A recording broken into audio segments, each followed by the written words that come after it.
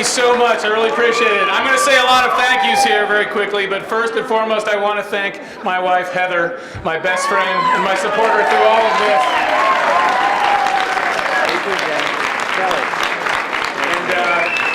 I would thank my daughters, Lily, Molly, and Reagan, but they're already sleeping tonight. So, and of course, my parents, Jan and Bill, who I think may still be here. But as you know, the Kansans for Kobach campaign was proof positive that you can be outspent by a very large margin and still win if you have a good group of volunteers.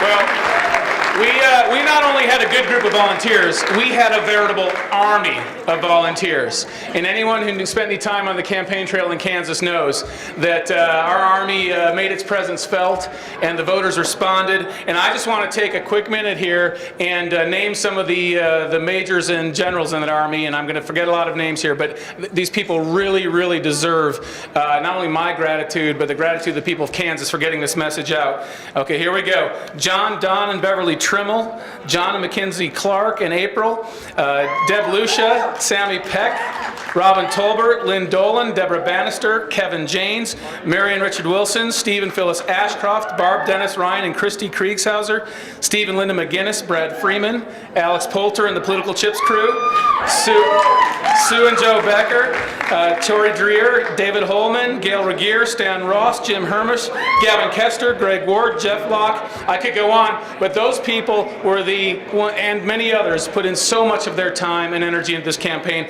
and I really have to give credit. And I also have to give credit to the two field marshals of the team, Tom Tracy and Ben Davis, who really made a great effort.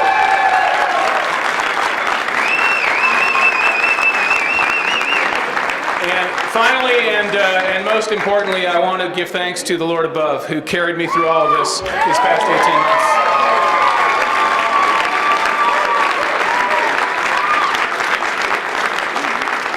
Well, you know, I think my campaign also stands for another point that defies common wisdom, aside from the fact that we were outspent and still did reasonably well, and that is that you can win if you run positive ads.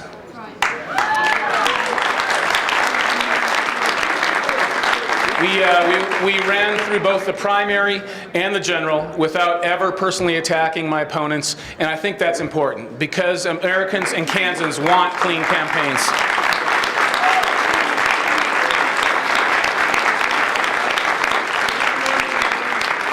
So now's the time we go to work, and it's going to be fun. You know, our campaign had an undeniable, unmistakable message, and that message could be summed up in three words which are on every one of our 4x8 highway signs: stop voter fraud. And now,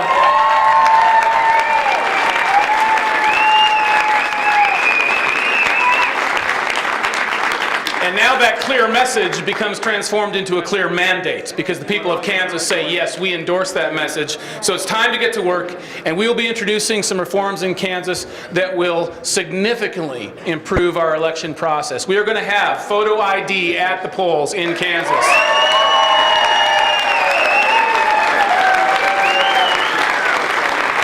We are also going to have proof of citizenship at the time people register to vote.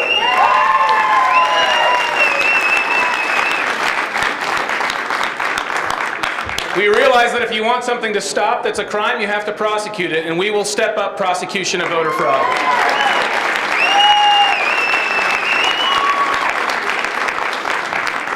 And we will also clean up our voter rolls of deceased voters and people who've moved out of the state. We've got to get that done.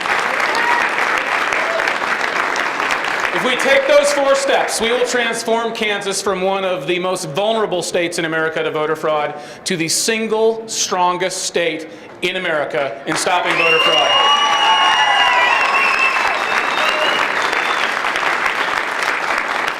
And we will encourage the other 49 states to follow the Kansas model because we know we can get the job done and we will accomplish this mission.